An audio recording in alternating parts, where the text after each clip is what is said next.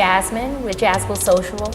We're here today with Atu Ram, and we're meeting in a raw space in Harlem.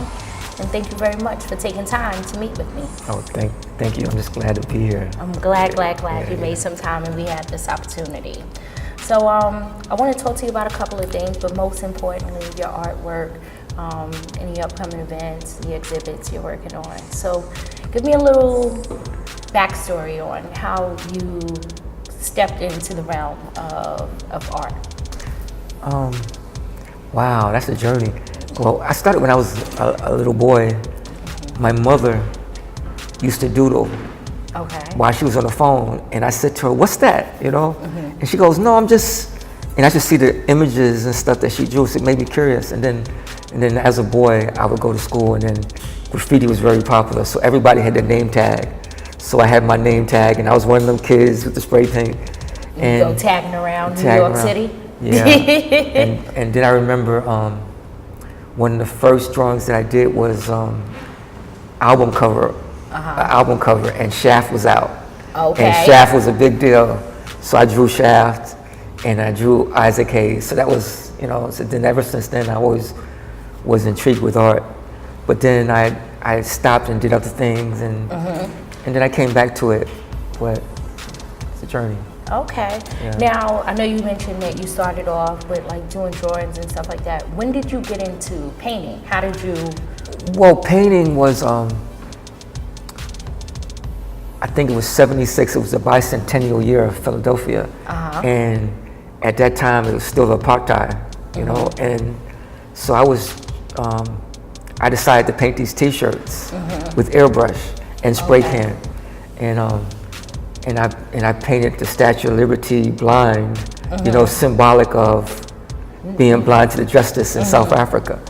And so that was one of my ways of, but then I didn't really take it serious.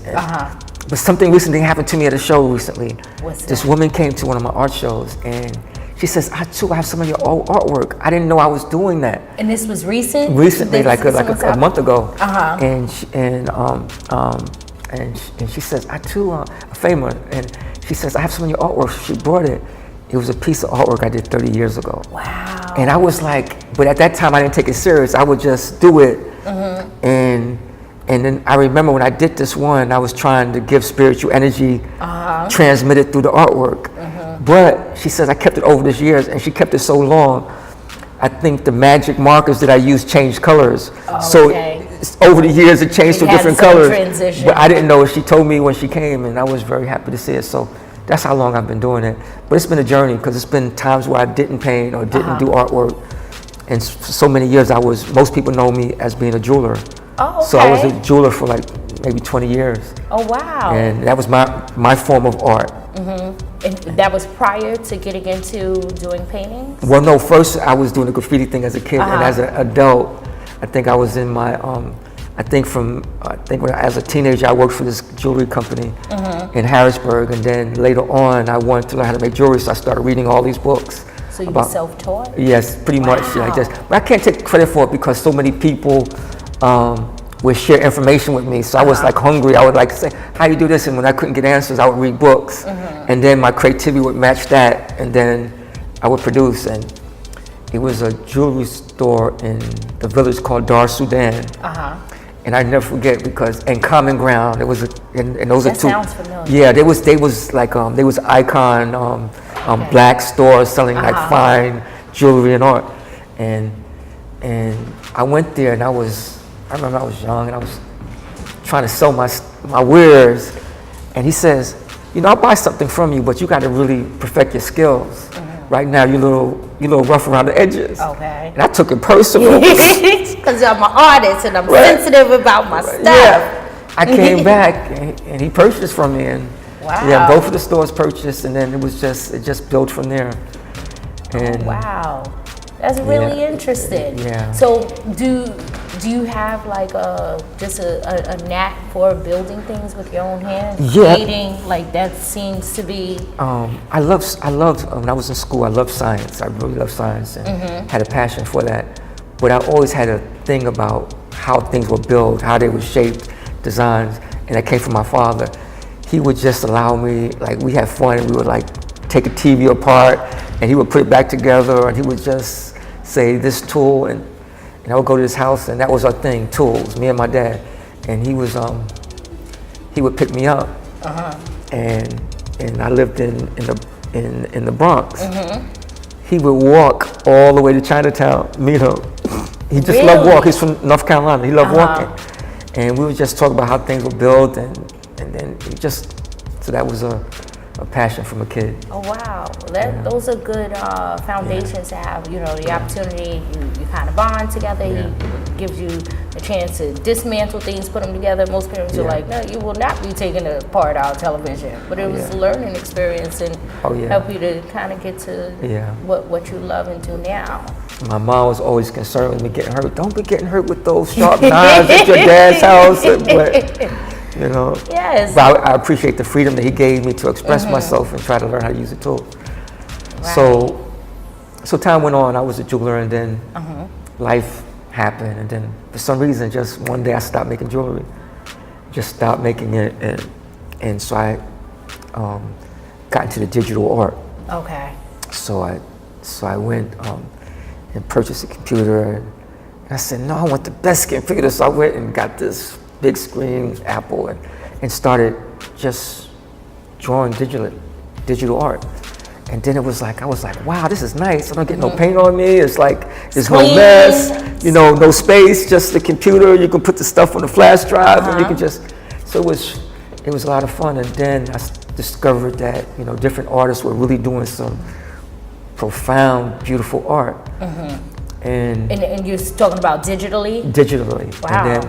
But then I remember being a child with the spray paint and painting, and I was like, something was missing. Like I want to do it, and then was it the fact you weren't actually holding those holding the brush, feeling the canvas? Right.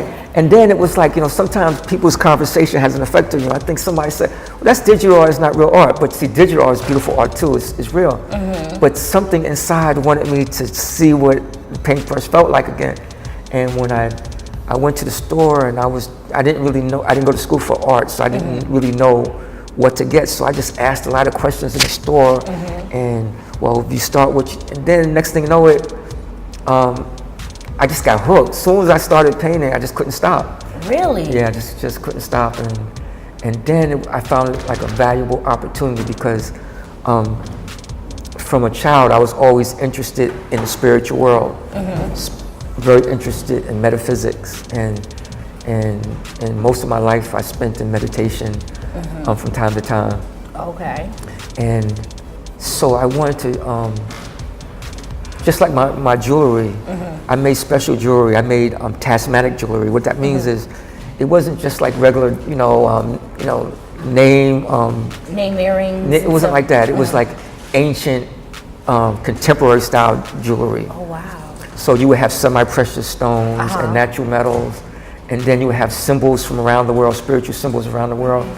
So then I was always interested in, the spiritual life of the Native Americans, of Kemet, Egypt, and then different secret organizations that you read about. And I was always curious about unraveling the mysteries, and then I found out that the world of art has so many things to unravel and discover.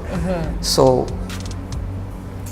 as I was doing my art, my personal expression is, I know that a lot of times the mind is pushed in a negative way through the media, through what's projected through the cell phones, what's projected through the TV, what's projected over the radio waves, and then propaganda of politics. So I know that has sometimes a negative effect on the subconscious mind, and so then we have the society that we have today.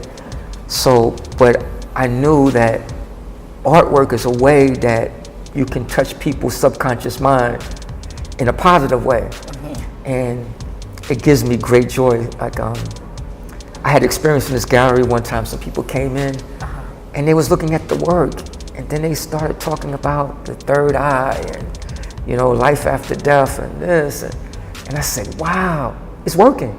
So, but beyond that, it's just seeing regular beauty in art is also good too. Right. So that's a little bit about my journey. Well, Yeah. I mean, you have a lot of nice pieces here, and you have an upcoming exhibit. Right? Yes, yeah. So, do we know what the exhibit is going to be called yet? This could be called Rhythm Inside Color.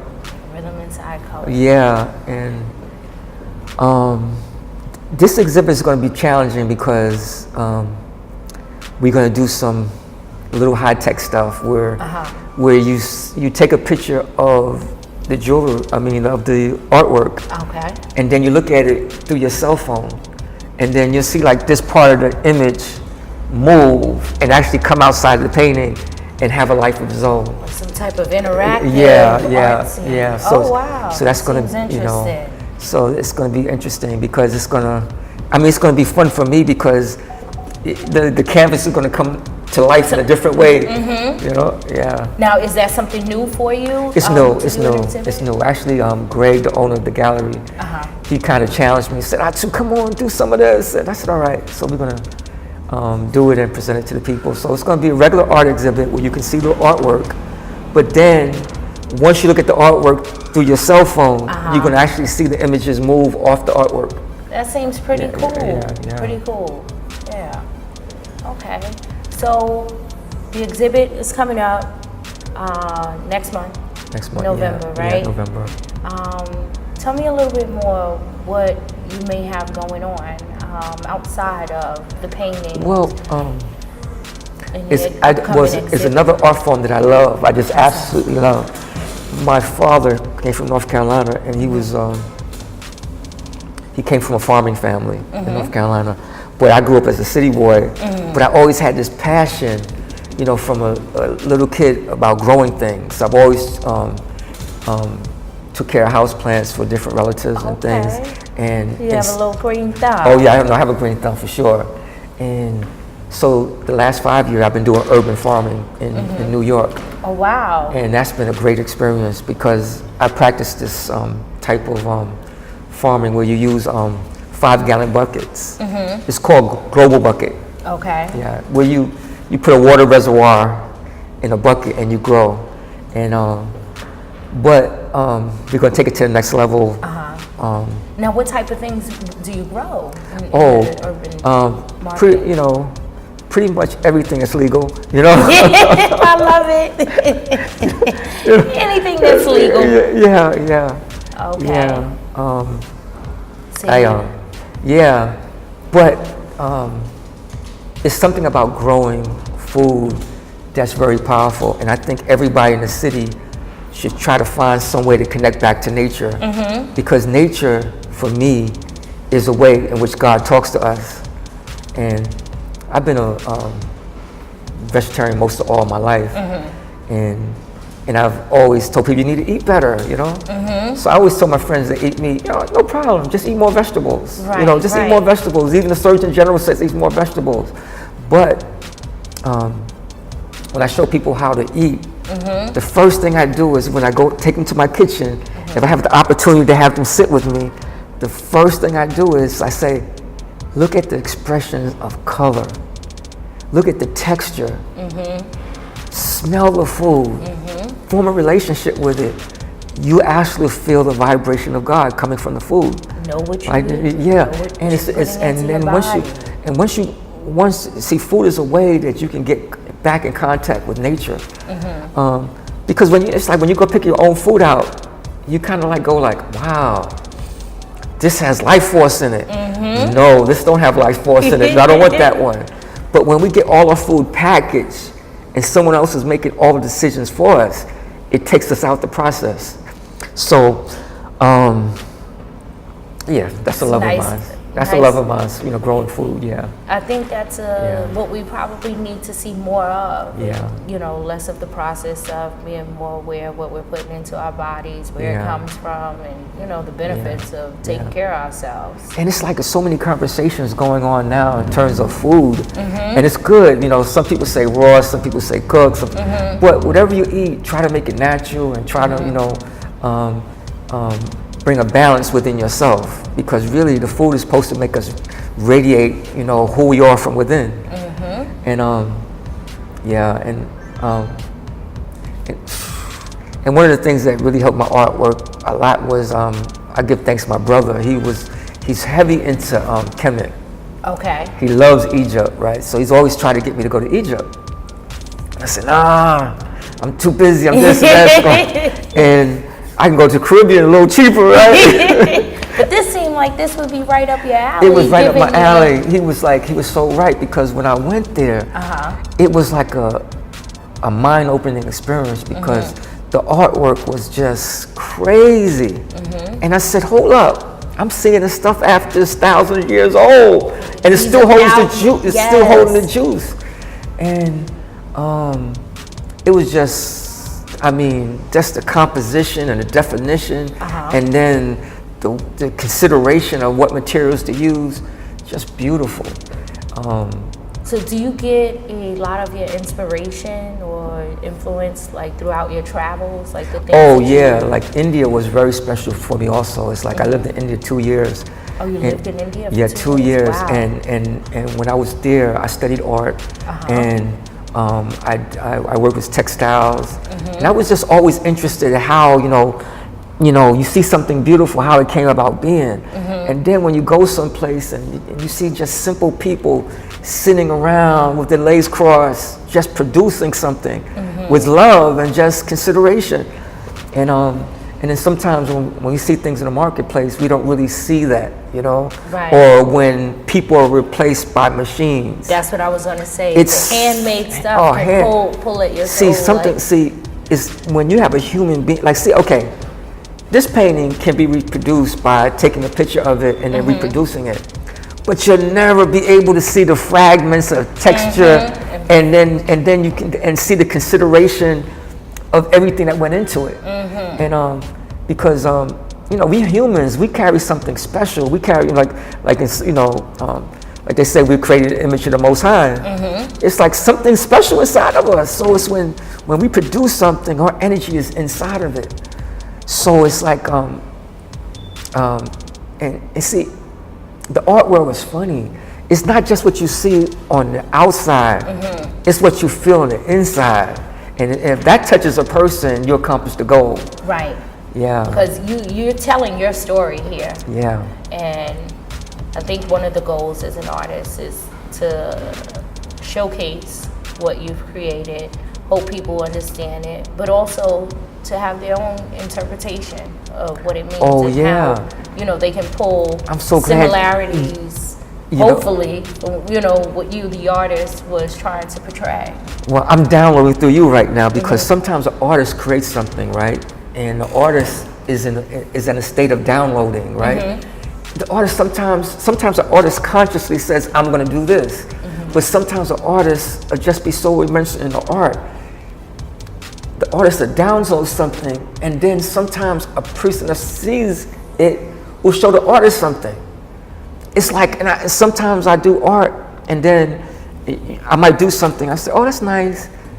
And then when I bring it to the gallery and I see the lights on it and I see it in a different light, and someone's literally and figuratively, and I go like, in another light. I'm going like, oh my God, you're right, I see that. And this is a funny thing too. It's like artists, and this happens to many artists.